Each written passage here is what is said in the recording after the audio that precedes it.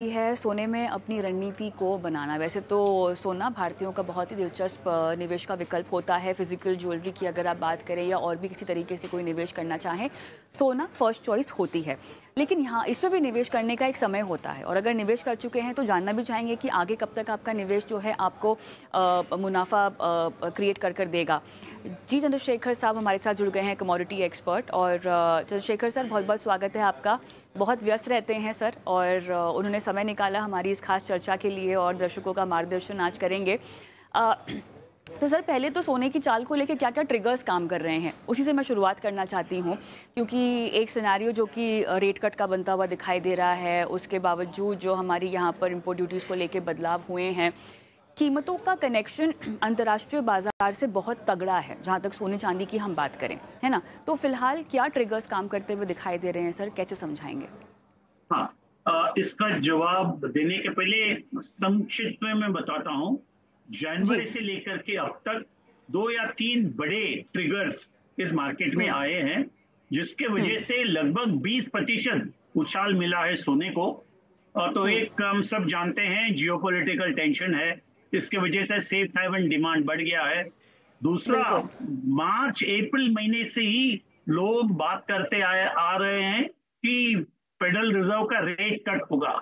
मगर मैं आपका शो में बताया था मार्च में नहीं होगा, जून में भी नहीं होगा। अब सब सोचते हैं कि सितंबर में होने का संभावना है, और मैं भी मानता हूं कि सितंबर में पहला रेट कट होने का संभावना है। और तीसरा है, काफी सेंट्रल बैंकर्स ने माल ले लिया है, तो उसका भी एक फिजिकल डिमांड, उसका भी एक डिमांड निकला है। तो इसके वजह से एक 20% का उछाल पिछले 8 महीने में सोना को मिला है, विच इज वेरी पॉजिटिव।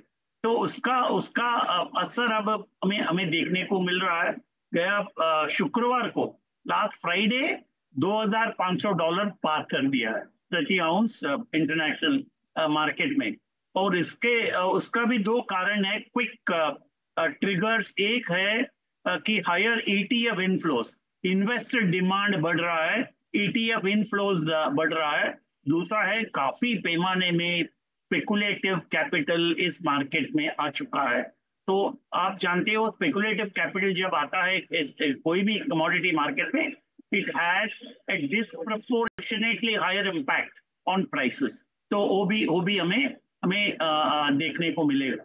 तो इसके इसके वजह से these are the triggers working. एक है जरूर रेट कट, दूसरा है जियोपॉलिटिकल स्ट्रेसेस। मगर एक सभी निवेशकों को एक याद रखना चाहिए, विच आई मैं आई वांट टू कॉशन। तो क्या है कि आजकल का जो भी भाव चल रहा है, $2,500 प्रति आउंस, ट्रॉय आउंस, उसमें कम से कम $200 is war risk premium. War risk premiums के वजह से ही $200 ज्यादा हो गया है। अभी एक एक दृश्य, जस्ट इमेजिन एक सिनेरियो। कल एक सीज फायर का ऐलान हो गया इन इन द गाजा स्ट्रिप और Ukraine Russia. Just assume hypothetically, तो गोल्ड एक्चुअली 150, 200, $250 तक टूटने का संभावना है। क्या ये सीज फायर होगा, वो अलग बात है। We are speculating on the outcome of a war, but this is a big risk which gold faces। और जैसे मैंने बताया, सितंबर में फेडरल रिजर्व का मीटिंग है जैक्सन होल में by the end of this week, यानी फ्राइडे को है। उसमें मैं मानता हूं आज का माहौल में कि 2 बार रेट कट हो सकता है इस साल में। अभी सितंबर में एक होगा, और शायद नवंबर या दिसंबर, बेस्ड ऑन डेटा, और एक रेट कट हो सकता है। कई लोग 3 रेट कट के बारे में बात करते हैं। मैं मानता हूं यूएस इकोनॉमी में अभी भी मजबूती जारी है। I think the economy is doing quite well, काफी रेजिलियंट है। तो हम 2 रेट कट का इंतजार कर सकते हैं, 25 बेसिस पॉइंट सितंबर में और 25 बेसिस पॉइंट शायद नवंबर में या दिसंबर में, बेस्ड ऑन डेटा। तो मगर फर्स्ट हाफ ऑफ 2025 में भी कम से कम 3 रेट कट होने का संभावना है। तो and therefore that is what gold को वो एक उछाल देगा। तो इसके वजह से मैं मानता हूं कि नियर टर्म में एक एक पर्टिकुलर ट्रेजेक्टरी रहेगी, एक दायरे में रहेगा गोल्ड, और फर्स्ट हाफ ऑफ 2025 इसमें अलग दायरे में रहेगा।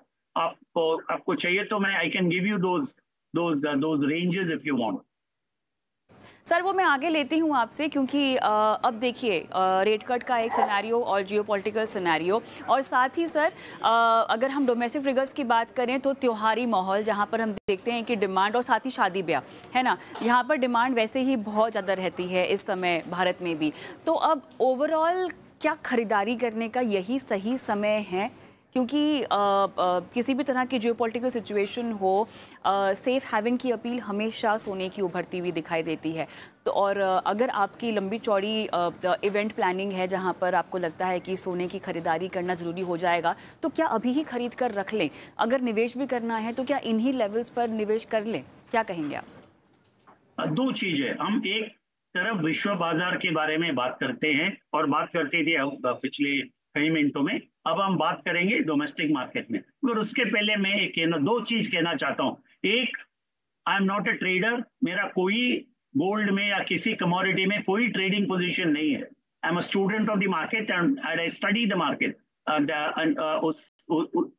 इन दैट कैपेसिटी में मेरा जो भी whatever is my view, I'm sharing with all the viewers। तो एक है, मैं समझता हूँ नियर टर्म में विश्व बाजार में सोना 2430 से लेकर के 2470 तक और 75 तक इस दायरे में रहने का संभावना है।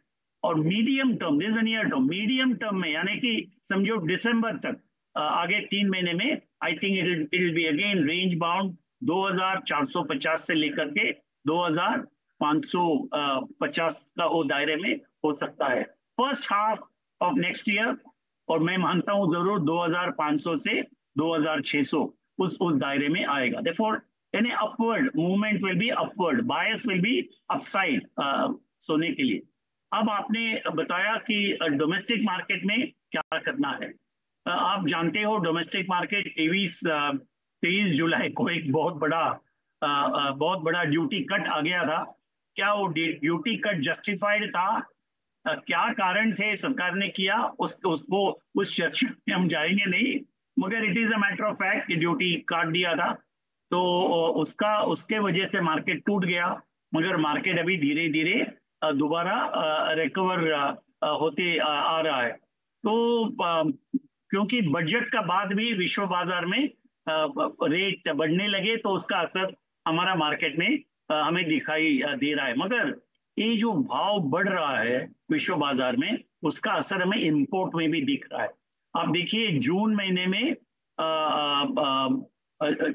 महीने में हमारा इंपोर्ट था करीबन 46 टन।